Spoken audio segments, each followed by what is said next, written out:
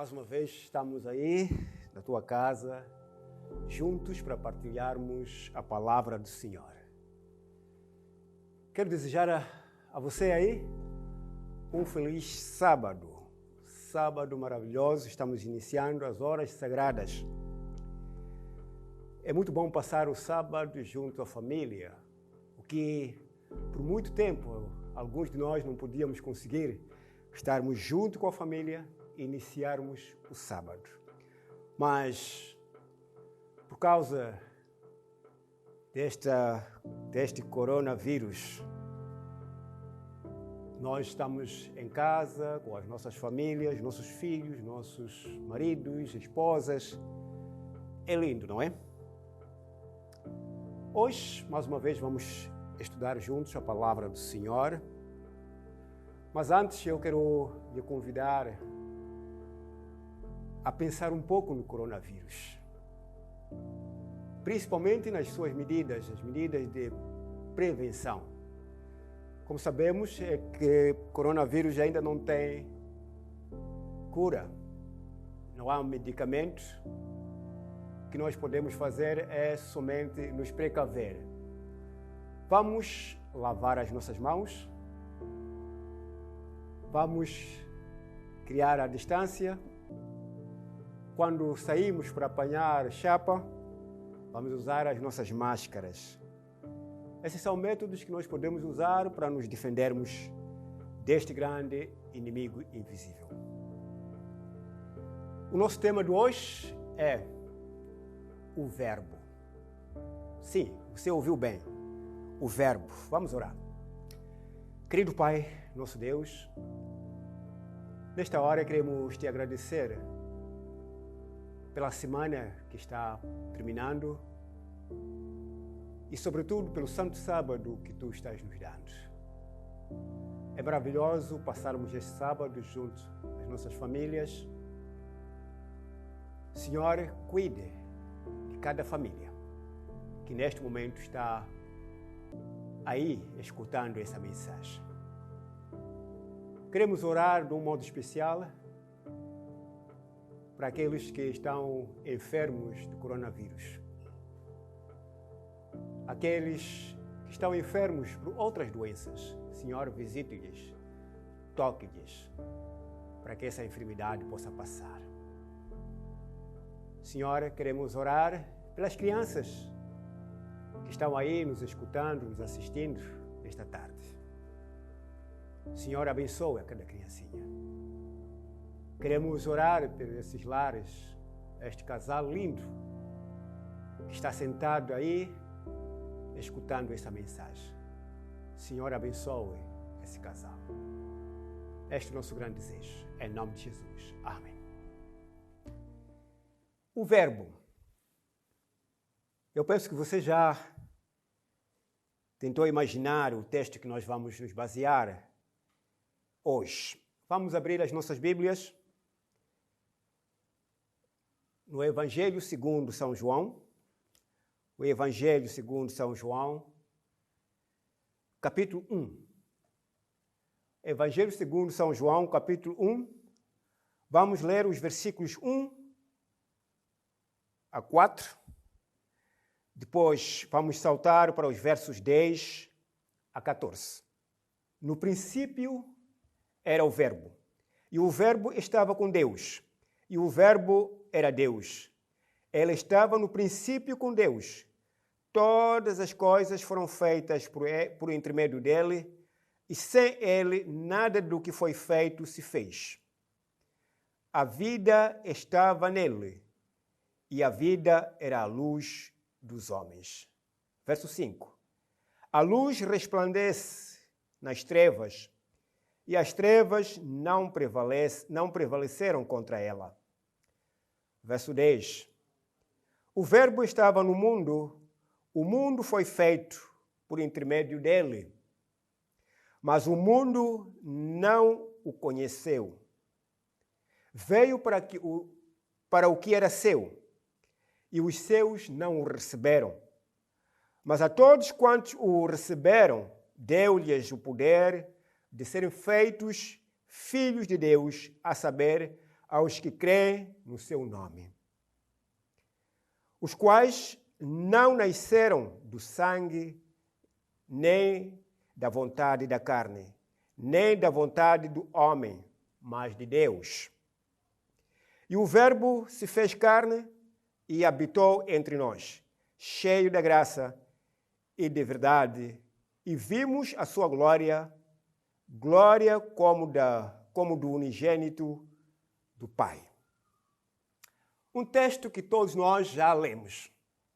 Aliás, muitos gostam do Evangelho segundo São João, porque é um evangelho que trata de Jesus de um modo muito especial. Pois João era um discípulo muito especial. É conhecido como o discípulo que amava mais a Jesus Cristo. Eu tentei procurar o significado de algumas palavras. Aliás, uma palavra, o verbo. Verbo é uma palavra com origem no termo em latim, verbum, que significa palavra. Na gramática da língua portuguesa, designa a classe de palavras que indicam uma ação, uma situação ou mudança de estado. Até aqui, nós estamos a ver a palavra verbo. Como nós lemos, no princípio, era o verbo. O verbo é uma palavra latina e significa palavra. Aliás, é um termo latino que significa palavra. O verbo indica uma ação, uma situação ou uma mudança de estado. Se nós pegarmos nesse termo, nós podemos ser levados a vermos a Bíblia. Como é que a Bíblia trata a palavra? A ideia do verbo no pensamento judaico. Para o judeu, uma palavra era muito mais que um mero som. Uma palavra era algo que tinha uma existência ativa e independente e que, de facto, fazia coisas. Como disse o professor John Peterson, para o hebreu, a palavra falada era algo muito vivo. Era uma unidade de energia encarada de poder. Voa como uma bala a seu destino. Para o judeu, o hebreu, a palavra não era só uma mera palavra. Palavra tinha ação. Era algo que fazia alguma coisa. Nós podemos ver alguns exemplos do Antigo Testamento. Temos o exemplo de Isaac. Isaac já era muito velho, tinha 2 filhos, nós todos sabemos, Esaú, o mais velho, e Jacó. Mas quando ele pressentiu que estava para descansar, para dormir, ele disse ao seu filho mais velho, Esaú, para que fosse à caça e apanhar o animal que ele gostava muito e que ele deveria comer. Depois disso, iria abençoar ao seu filho. A Sara, a Rebeca, a esposa de Isaac, ela entendeu isso, mas como ela amava mais a Jacó do que a Esaú, quando Esaú saiu, ela ficou preparando um guisado de cabrito e deu a Jacó para ele entregar ao pai e assim receber a bênção. Quando Isaac abençoou Jacó, depois voltou Esaú e descobriu que a bênção que ele tinha pronunciado foi para uma pessoa falsa. Sabe o que disse ao seu filho? quando estava chorando, disse: filho, eu já abençoei o teu irmão. Eu já não posso mais pronunciar uma outra bênção para ti.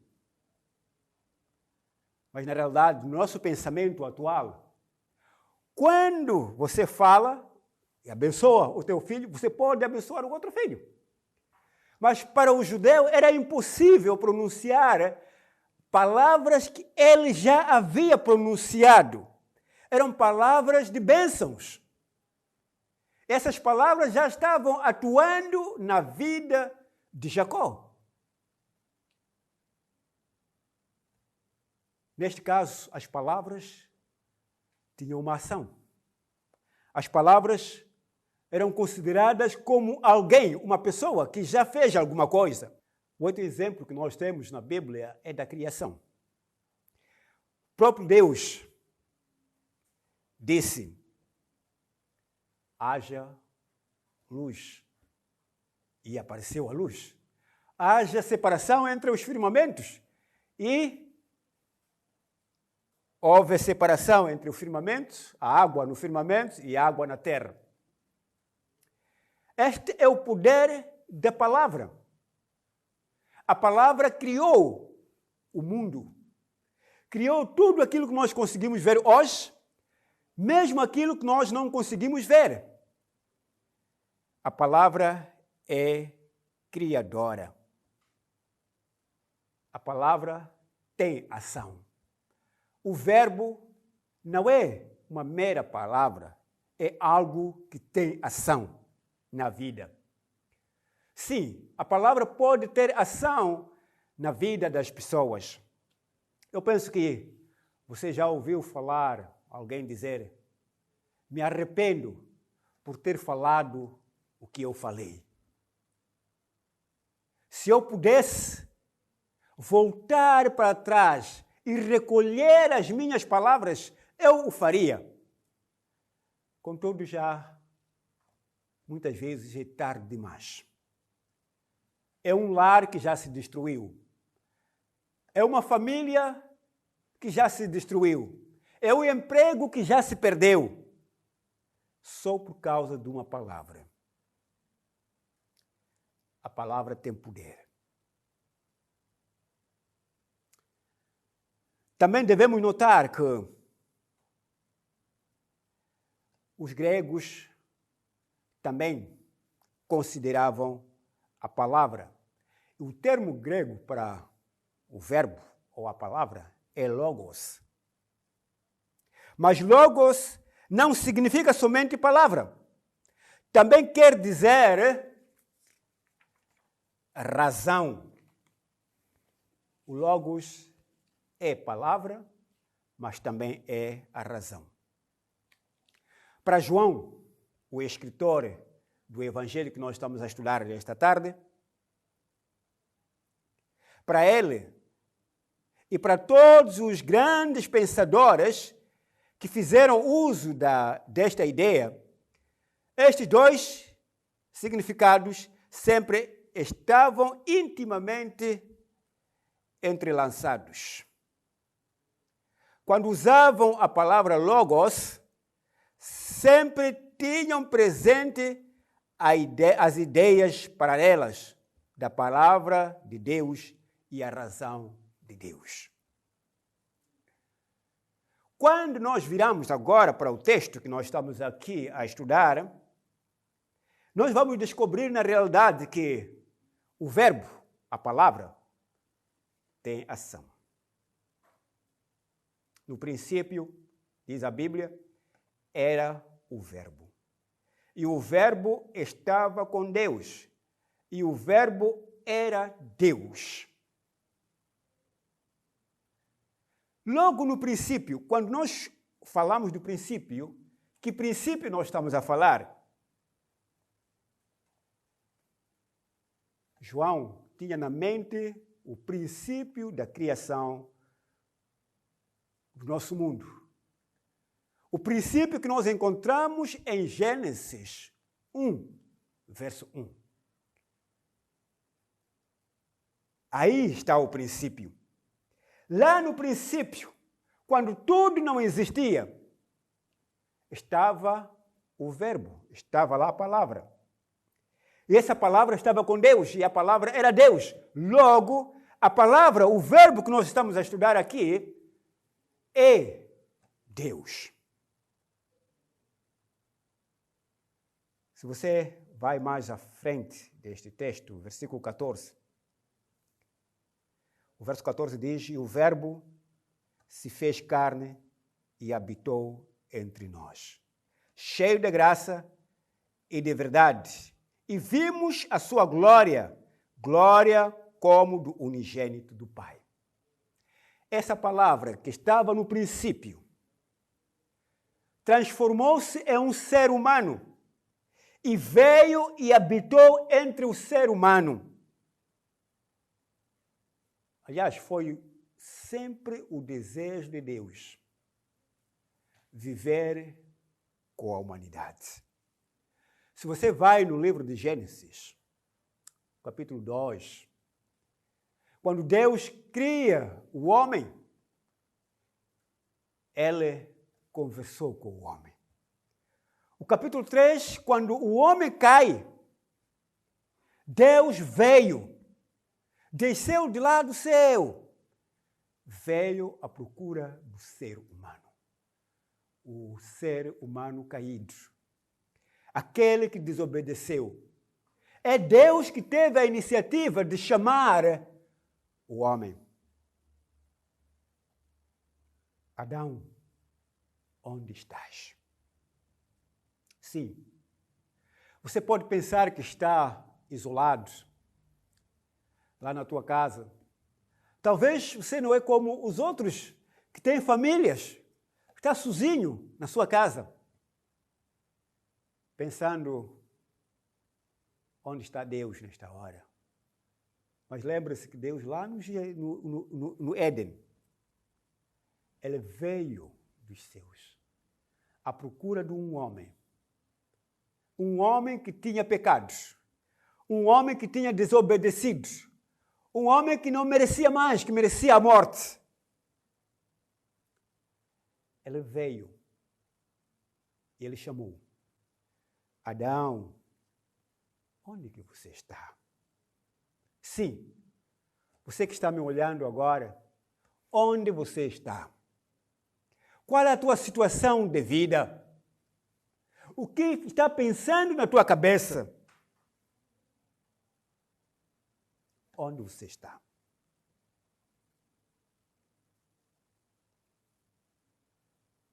No livro de Êxodo, quando o povo de Israel tinha saído do Egito, atravessado o Mar Vermelho, estava no deserto, agora estavam acampados no Sinai. Capítulo 25 de Êxodo, verso 8. Aliás, vamos ler esse versículo, que é um verso muito bonito, que mostra que o nosso Deus se preocupa conosco. Êxodo 25, verso 8. E me farão um santuário para que eu possa habitar no meio deles. Ouviu? Acho que não ouviu bem. Vou repetir. E me farão um santuário para que eu possa habitar no meio deles. Esse é o verbo que estava falando. É Deus. Que estava falando a Moisés. Ele disse: Moisés, eu vi como o meu povo sofreu no Egito. Eu vi como foi o sofrimento para atravessar o Mar Vermelho. Eu estou vendo o sofrimento aqui no deserto. De dia, muito calor. De noite, muito frio. Sem comida própria. Embora estivessem a comer maná, mas as pessoas lá diziam a comida não é própria. Deus disse, eu estou convosco. Eu estou andando convosco nesses momentos todos. E ele disse, Moisés, vai falar ao povo para que possam construir um tabernáculo. Um lugar onde eu possa ficar com o meu povo. Eu não sou um Deus que vive lá longe. Eu não sou o Deus que vive além das nuvens. Eu sou Deus que habito no meio do meu povo. Se você vai estudando a história de Israel e como Israel se acampava, eles colocavam as suas tendas ao redor do santuário. E o santuário ficava no meio. Era o lugar de Deus. Para o israelita na época, para o judeu, a presença do santuário era a presença do seu Deus. Deus estava lá. E no lugar santíssimo estava lá a glória de Deus, que os hebreus chamavam Shekinah. Era uma luz que estava lá, uma luz misteriosa, que representava a presença de Deus no meio do seu povo. Sim, você ouviu bem. A presença de Deus no meio do seu povo. Deus dos israelitas é Deus que quer viver com seu povo. O nosso Deus, o Verbo, a palavra, Ele quer habitar no meio do seu povo. Como diz o verso 14 de João 1, e o Verbo transformou-se em carne, se fez carne e veio habitar entre nós. No tempo de Israel, as pessoas só viam a arca, aliás, o sumo sacerdote é que via a arca lá, e ele acreditava 100% que naquela arca era o lugar onde Deus estava. E o povo sabia, dentro daquele santuário está o nosso Deus. Mas agora, Deus disse, não basta. Eu vou me transformar em ser humano. Eu vou habitar entre eles. Eu vou experimentar o seu sofrimento. Eu vou andar com eles, comer com eles. Você já imaginou o universo? Talvez você goste de astronomia. Vai lá fazer Google, astronomia. Vai ver os astros no teu computador. Você vai descobrir. Se você vai mais além, vai subindo os astros e vai mais além, vai descobrir que a Terra passa a ser algo invisível. E Deus está mais além de todo o nosso sistema que nós vemos, o sistema solar. Tudo o que o homem hoje descobriu não pertence ao lugar a Deus, o lugar da presença de Deus, onde ele vive. Deus está mais além. Mas ele deixou tudo, deixou todos os planetas. Ele transformou-se em um ser humano. Nasceu de uma mulher com o risco de morrer no parto. Ele trabalhou numa carpintaria de um ser humano que ele mesmo criou. Ser mandado por José. Filho, vai fazer aquilo. Na realidade, o filho era o próprio José. Isto mostra a preocupação do nosso Deus para com a humanidade. Deus está preocupado. Neste momento em que o mundo está desesperado, correndo de um lado para o outro, à procura da solução para o Covid-19, o coronavírus, Deus está correndo conosco. Quando você usa a sua máscara para subir chapa, Deus está subindo contigo, porque Ele disse, quero habitar com o homem. Ele usa a máscara contigo. Quando você se fecha em casa, Ele está lá dentro contigo. Sim, o nosso Deus se preocupa com a humanidade. O nosso Deus se interessa, sim. Interessa-se contigo. Interessa-se comigo. Não é um Deus que está longe. Ele é Deus que está perto. Ele não está perto. Ele está dentro da tua casa hoje. Ele está lá onde você está. Quando você chora, Ele chora contigo. Lembram-se, no capítulo 11 de São João, quando o seu amigo, seu grande amigo, Lázaro, tinha morrido. Ele chegou em casa da Marta e Maria. Elas estavam chorando e disseram, Senhor, se você estivesse aqui, o nosso amigo, o teu amigo, o nosso irmão Lázaro não ia morrer. Você acompanhou bem? Disse Marta, se você estivesse aqui, para dizer que se Jesus estivesse presente, Lázaro não iria morrer. Sim, onde está Deus? Onde está Jesus? Não há morte.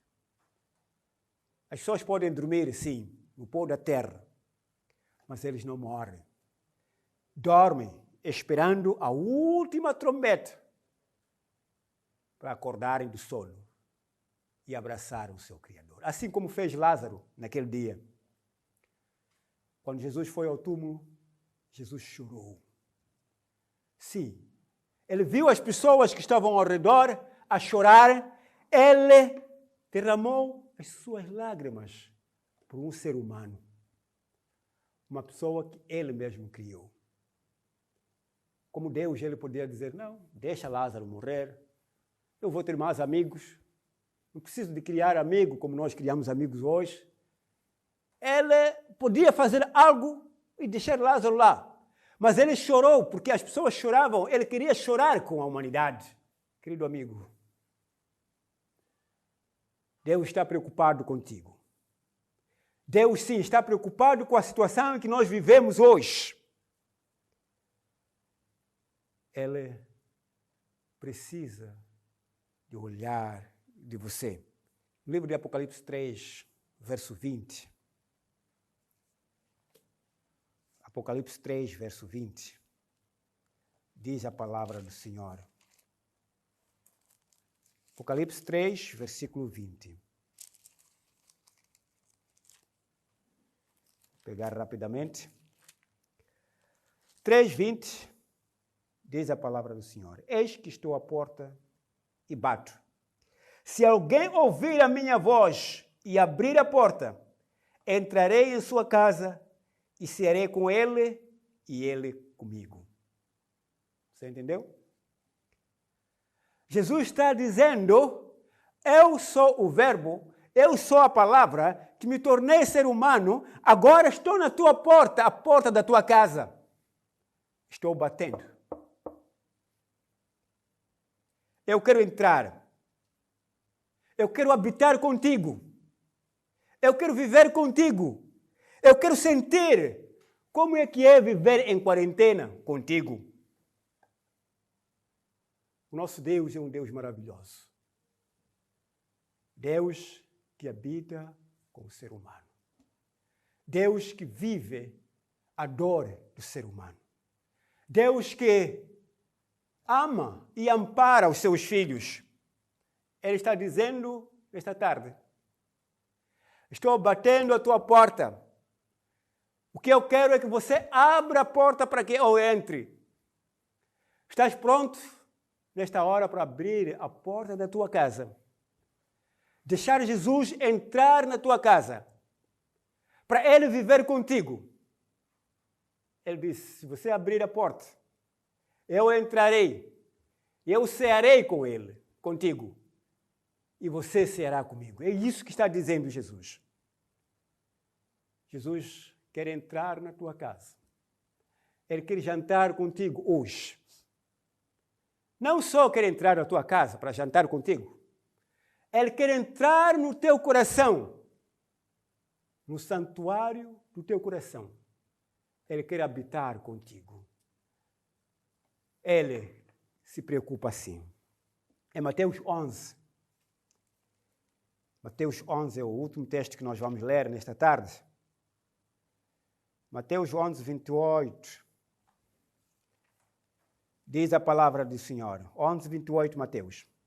Vinde a mim todos os que estáis cansados e sobrecarregados, e eu vos aliviarei. Tomai sobre vós o meu jugo, e aprendei de mim, porque sou manso e humilde de coração, e achareis descanso para a vossa alma, porque o meu jugo é suave e o meu fardo é leve. Ele não só quer entrar, ele quer trocar as cargas. Ele disse, vinde a mim, todos vós que estáis cansados, que estáis oprimidos, que estáis sobrecarregados, que estáis cheios de problemas, vós que tendes medo do coronavírus, vinde a mim, e eu vos aliviarei. Abra a porta do teu coração. Permita que Jesus entre na tua vida, para que Ele possa te dar a paz. No momento de desespero, Ele quer dar a esperança. No momento de choro, Ele quer dar alegria. No momento de tristeza, Ele quer dar felicidade. Esse é o nosso Deus. Ele veio a este mundo, tornou-se ser humano, para que você e eu pudéssemos viver. Vamos permitir que Jesus, hoje, neste sábado, Ele possa entrar nas nossas casas, possa cear conosco, possa viver conosco, possa adorar conosco, possa viver conosco para todo sempre, até que Ele volte. Vamos receber Jesus nas nossas vidas. É a única solução. Sim, talvez você que está me vendo, está ouvindo essa mensagem pela primeira vez. Jesus está te chamando. Ele está dizendo, estou batendo a porta do teu coração. Eu quero entrar, mas eu não posso forçar a você a abrir o coração. Abra para que Jesus entre no teu coração. Abra para que Jesus possa fazer parte da tua vida. E verá que o peso, a carga que você tem, a tristeza que você tem, será aliviado. Troque a sua carga com a carga de Jesus. Ele diz, a minha carga é suave, é leve. É só ir a Jesus. Ele é a solução. Você que é médico, que neste momento está preocupado, o que vai ser se o coronavírus se expandir no nosso país? Como vai ser o teu trabalho? Sim, temos o médico dos médicos. Ele está batendo a porta do teu coração.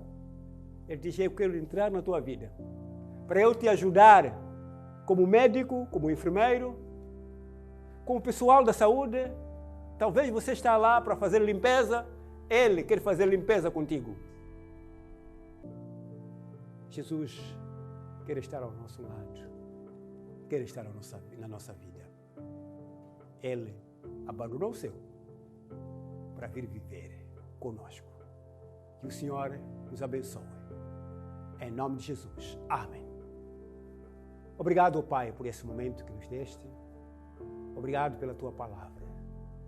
Esteja, Senhor, com este teu filho, esta tua filha.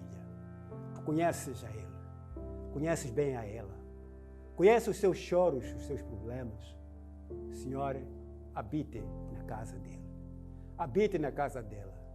Entre no seu coração, ajude-o, ajude-a a superar as dificuldades. Em nome de Jesus. Amém.